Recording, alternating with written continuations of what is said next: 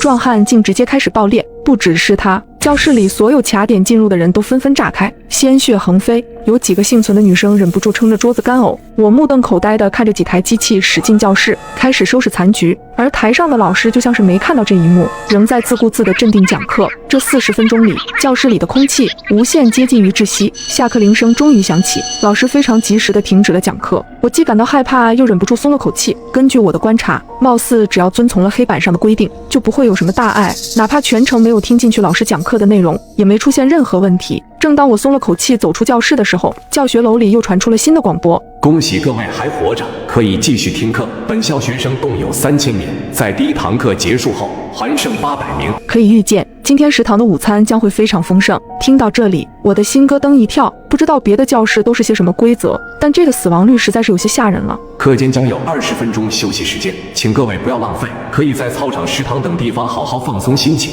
迎接下一堂课。本教学楼共有9层，除开第5层是食堂和娱乐间以外，其余8层均为教室，请不要在相同的楼层参加2堂课，否则将会成为学校食堂的午餐。听完这话，我立马开始动身，前往第2层，在靠近楼梯的第1间教室，直接进入坐下，默默等待上课铃声的到来。有了上一堂课的教训，我不太敢卡着时间点落座。尽管知道每间教室都各有各的规则，但难免心有余悸。就这么煎熬地等待了足足10几分钟，终于等到预备铃声的响起。教室里的人越来越多，当然经过了第1轮的残酷淘汰，现在教室里不过坐了10来个人。最后30秒，老师在沉默中起身，拿出粉笔，开始在黑板上书写。所有人都屏住呼吸，看着老师的笔记。教室规则，本教室不需要。就在老师书写规则的时候，一道身影狼狈地挤进了教室。他仓促地钻进教室，险些摔了一跤。我递出一只手，总算让他扶住站稳，没有跌到地上。而此时，上课铃声刚好响起，老师黑板上的规则也终于写完。他松了口气的同时，冲着我微微一笑。看得出来，